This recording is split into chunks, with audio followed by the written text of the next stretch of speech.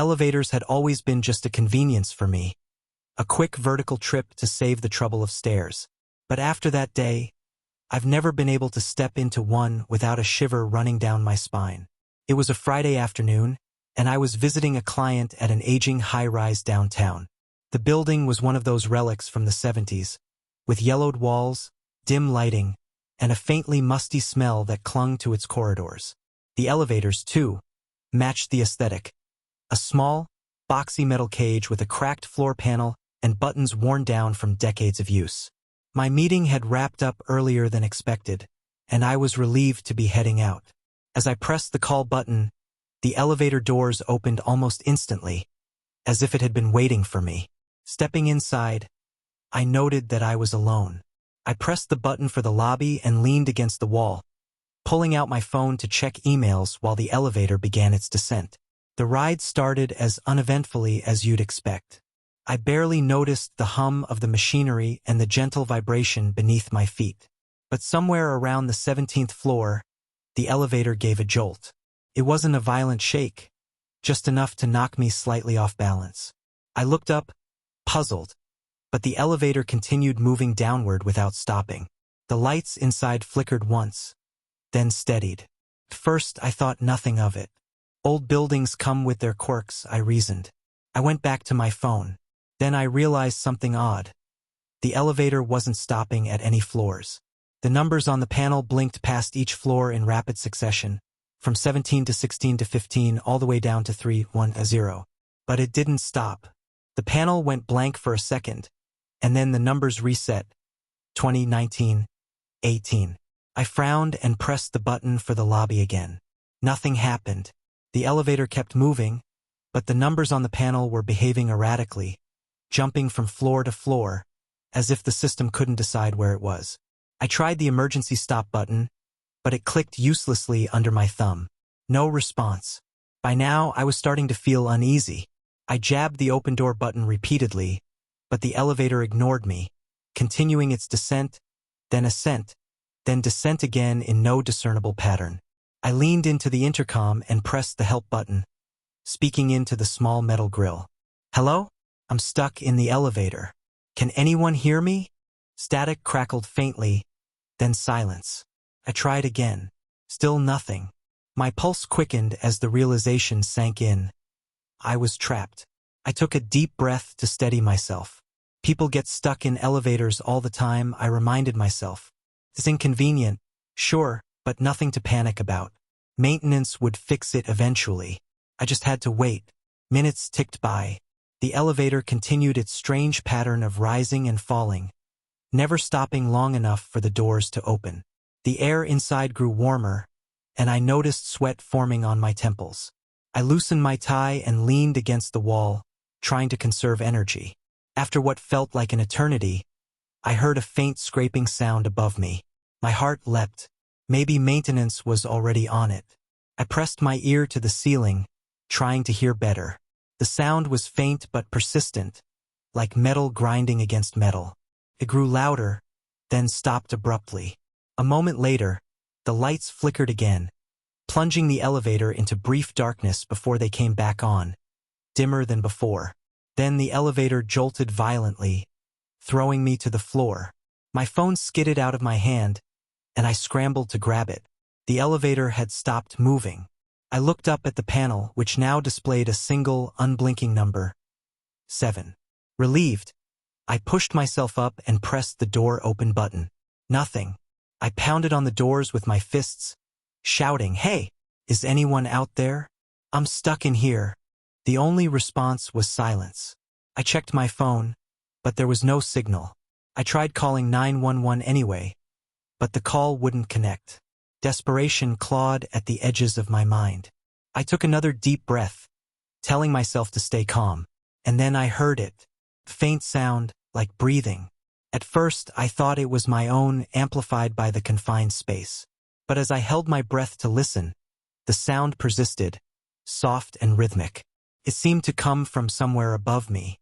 I craned my neck, staring at the ceiling panel. My logical brain told me it was just the building's ventilation system. But my instincts screamed otherwise. The breathing, if that's what it was too deliberate, too human. Summoning courage, I stood on tiptoe and knocked on the ceiling panel. "Hello? Is someone up there?" I called out. The sound stopped instantly, replaced by an oppressive silence that felt heavier than the stale air around me. I lowered myself back down and slid into the corner of the elevator, clutching my phone tightly. Time seemed to stretch. My stomach growled, reminding me I hadn't eaten since breakfast. I checked my watch. 2 hours had passed since I'd first stepped into the elevator. Suddenly, the elevator lurched again, this time moving upward. The numbers on the panel began changing. 8, 9, 10. My heart raced with cautious hope. Maybe it was finally going to reach a floor and open. But it didn't. The elevator climbed steadily past the top floor of the building. 23, 24, 25. My stomach dropped as the panel displayed numbers that shouldn't exist. It reached 30 before the elevator shuddered to a stop. The lights flickered and went out completely, plunging me into total darkness. I felt around for my phone and turned on its flashlight, casting a feeble beam of light across the cramped space. The air felt thicker now, harder to breathe.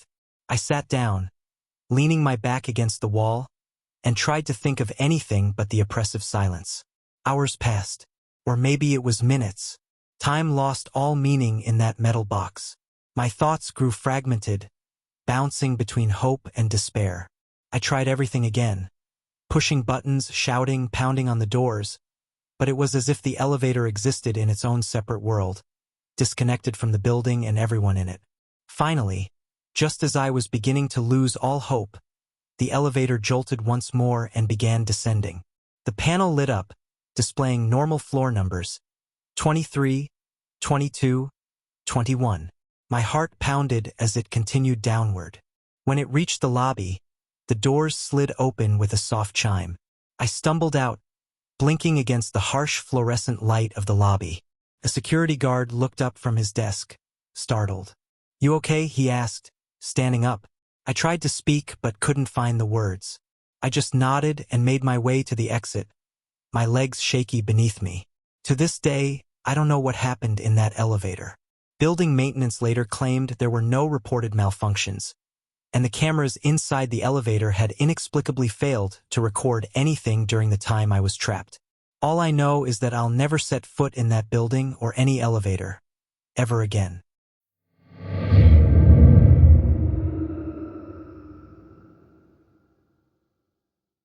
There's something unsettling about being alone in a high-rise office building after hours.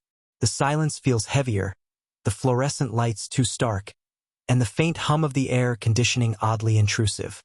I had been working late, finishing a project with an impossible deadline, and by the time I packed up to leave, it was well past midnight. The building where I worked was one of those glass and steel monstrosities that always looked impressive on the outside but felt soulless within. That night, the vastness of the empty floors seemed almost oppressive. I slung my bag over my shoulder, took a sip of lukewarm coffee, and made my way to the elevators. The hallway leading to the elevator bank was eerily quiet. My footsteps echoed unnervingly on the marble tiles. When I reached the bank, I noticed the service elevator at the far end of the hall. Its doors were partially open, revealing a dimly lit interior. I thought it was odd but dismissed it. I pressed the button for the regular elevators and waited. The elevator arrived with a soft chime, and the doors slid open. I stepped inside, grateful to finally be heading home. The interior was the same as always, brushed steel walls, a small mirror above the control panel, and that faint, generic smell of cleaning products. I pressed the button for the lobby and leaned back, watching the numbers on the panel descend. Then, somewhere around the 14th floor, the elevator jolted to a halt.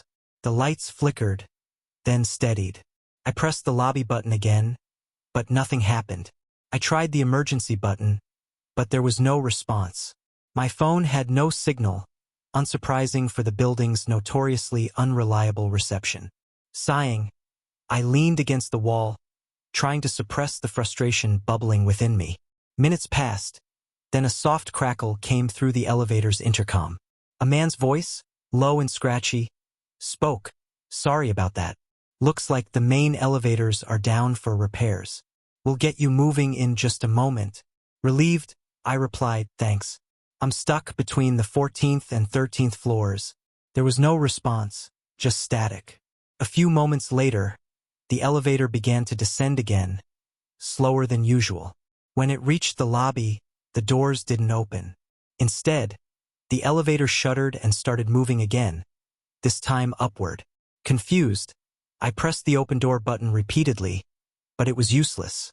The elevator climbed past the floors I recognized, reaching numbers I knew didn't exist in the building. 20, 21, 22. It finally stopped at 23, a floor I was certain didn't exist. The doors opened with a hiss, revealing a dimly lit corridor. The air that wafted in felt stale, and a faint metallic smell lingered. I stepped forward cautiously, peering out. The hallway stretched out in both directions, lined with closed doors. The fluorescent lights flickered intermittently, casting eerie shadows on the scuffed linoleum floor. I hesitated, unsure whether to stay in the elevator or venture out. Before I could decide, the elevator doors began to close. Panicking, I lunged forward to hold them open, but they snapped shut before I could reach them. The elevator's display panel went dark, leaving me stranded on the mysterious 23rd floor. Swallowing my unease, I decided to look for a stairwell. There had to be one somewhere. I started down the hallway, my footsteps muffled on the worn floor. The first door I tried was locked. So was the second. The metallic smell grew stronger as I walked, sharp and unpleasant. A faint sound echoed from somewhere ahead, like the distant hum of machinery. As I turned a corner, I saw a figure at the far end of the hallway. It was a man in a gray jumpsuit, crouched over an open panel in the wall. His back was to me, and he appeared to be working on something. Relieved to see another person, I called out, "Excuse me, can you help me? I'm stuck on this floor." The man didn't respond. He remained crouched, his hands moving methodically. I approached cautiously, repeating myself, "Hey, I'm stuck here. Do you know how to get back to the lobby?" As I got closer, I noticed something strange about the way he moved. His motions were stiff and unnatural, like a poorly programmed robot. A chill ran down my spine. When I was about 10 feet away, he suddenly stopped and turned his head toward me. His face was pale, almost waxy, and his eyes, they didn't look right. They were too glassy, unfocused, as if he were looking through me rather than at me. He opened his mouth slightly, but no sound came out. Then, without warning, he stood up and walked away, disappearing around another corner. I stood frozen for a moment, my heart pounding. Something about him had been deeply unsettling, though I couldn't pinpoint exactly why. Shaking it off, I decided to follow him. If he was maintenance staff, he might know how to get me out of there. I turned the corner where he had disappeared and found another long hallway, identical to the last. The man was nowhere in sight. Frustrated and increasingly unnerved, I continued walking, trying every door I passed. Most were locked, but one finally opened. Inside was a small room filled with filing cabinets and outdated computer equipment. The smell of metal was stronger here, almost overwhelming. I backed out quickly, shutting the door behind me. The hum of machinery grew louder as I walked further. I rounded another corner and found myself facing a set of double doors. A faint light seeped through the gap beneath them. Summoning my courage, I pushed them open. The room beyond was vast, filled with tangled wires and large, humming machines. The air was oppressively hot, and the metallic smell was almost suffocating. In the center of the room was a large panel with blinking lights and switches. Standing in front of it was the man in the gray jumpsuit. This time, he turned to face me as I entered. His expression was blank, his glassy eyes fixed on me. He raised a hand and pointed to the elevator on the far side of the room. I hadn't noticed it before. It looked newer than the one I'd been in, with sleek metal doors and a digital panel above them. "Is that the way out?" I asked hesitantly. He didn't respond, just kept pointing. I glanced back at the machinery, then at him. Something about the whole situation felt wrong, but I didn't see any other option. I made my way to the elevator, keeping an eye on him as I passed. He didn't move. The elevator doors slid open as I approached. I stepped inside and pressed the button for the lobby. The doors closed, and the elevator began its descent. The ride was smooth, almost unnervingly so, and the numbers on the panel displayed correctly this time. When the doors opened, I was back in the lobby. The security guard at the front desk looked up as I emerged, his brow furrowing. "Everything okay?" he asked. I nodded, too shaken to speak. I hurried out of the building and didn't stop until I was safely in my car.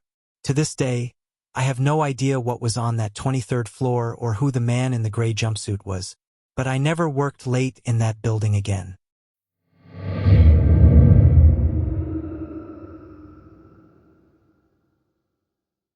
It was supposed to be a straightforward night shift.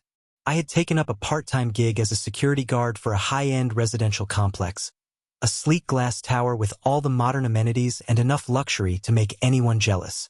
My main job was monitoring the CCTV feeds from a small, dimly lit office in the basement and occasionally patrolling the lobby and parking garage.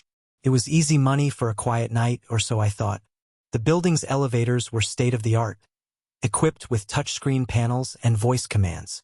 There were 3 main elevators for residents and 1 service elevator tucked in a corner near the maintenance area. During my training, I'd been told that the service elevator had an emergency override system that could only be activated by authorized personnel. It was a piece of trivia I hadn't thought much about until that night. It was just past 2 a.m., and the complex was silent. Most residents were asleep, and the few night owls who came and went had already settled in. I was sipping on a cup of lukewarm coffee, watching the surveillance feeds, when a notification popped up on the monitor. Service elevator override activated. Frowning, I clicked on the feed for the service elevator. The camera inside showed an empty car, its doors shut. The display panel above the doors flickered, showing a jumble of numbers instead of a floor designation. I radioed the building's maintenance team, but there was no answer. They were likely home, enjoying their off hours. With no one else to call, I decided to check it out myself. Grabbing my flashlight, I left the office and made my way to the service elevator. The basement hallway was dimly lit, the fluorescent bulbs buzzing faintly. When I reached the elevator, the doors were closed, and the panel displayed a single, glowing number, 1. I pressed the call button, and the doors slid open smoothly. The car was empty, just as it had appeared on the feed. I stepped inside and inspected the control panel. The override light was blinking, but the touchscreen was unresponsive. None of the buttons worked either. I tried the intercom, but it was just static. Sighing, I decided to manually reset the system from the elevator's control room, located on the 10th floor. Using my keycard, I activated one of the resident elevators and rode up to the 10th floor. The hallway there was eerily quiet, the kind of silence that makes you hyper-aware of every sound. The hum of the lights, the soft creak of the building settling. I found the control room tucked away in a corner. Inside, rows of switches and blinking lights lined the walls, and a small monitor displayed the service elevator's status. As I scanned the room for the override reset switch, I noticed something odd on the monitor. The service elevator, which I had left empty, was now on the 5th floor. The doors were open, and there was movement inside. I leaned closer, squinting at the grainy image. A figure stood in the center of the car, partially obscured by shadows. They were motionless, facing the camera, though their features were indistinct. Chills prickled my skin. I knew for a fact that no one had entered the elevator while I was in the control room. I grabbed the radio and tried again to contact maintenance, but there was still no response. My instincts told me to call the police, but I hesitated. What would I even say? That someone might be using the service elevator without authorization? Felt flimsy. I decided to investigate. Riding a different elevator, I stopped on the 5th floor. The hallway was as empty and quiet as the others. The service elevator doors were closed, the panel above them displaying a blinking 5. I pressed the call button, and after a moment, the doors slid open. The elevator was empty again. I stepped inside cautiously, gripping my flashlight. The car smelled faintly of metal and oil, like most elevators, but there was an underlying scent of something acrid, almost like burned plastic. The control panel was still unresponsive, and the override light continued to blink. Just as I was about to leave, the doors closed suddenly. The elevator jolted, and the car began to move. I hadn't pressed any buttons, but it ascended steadily, the floor numbers ticking upward. 6, 7, 8. I pressed the open door button repeatedly, but it didn't respond. I tried the emergency stop, but it clicked uselessly.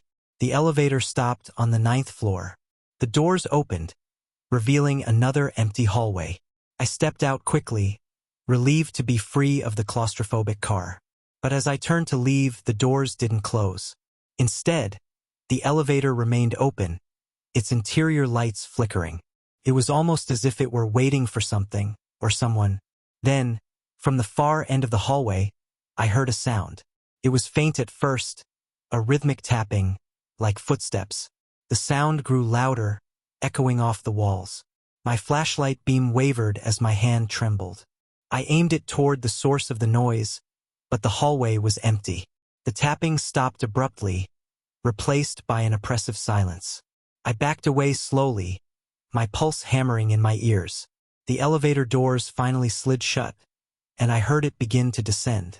I decided to head back to the control room to shut the whole system down, override or not. On my way back to the 10th floor, the resident elevator I was in stopped suddenly on the 7th floor. The doors opened, but the hallway beyond was dark. None of the lights were on, and the air felt colder than it should have. My finger hovered over the button to close the doors, but before I could press it, a faint shadow flickered across the darkness outside. It was quick, almost imperceptible, but enough to make my heart skip a beat. The doors closed, and the elevator resumed its climb. When I reached the 10th floor, I practically ran to the control room. Once inside, I located the master override switch and flipped it. The monitor flickered, then went dark. The entire elevator system had been shut down. I radioed the building manager, leaving a voicemail explaining what had happened. Then I returned to my office in the basement, locking the door behind me. For the rest of the night, I kept my eyes glued to the surveillance feeds, half expecting to see something, or someone, appear. But the screens remained empty. The next morning, the maintenance team arrived to inspect the system.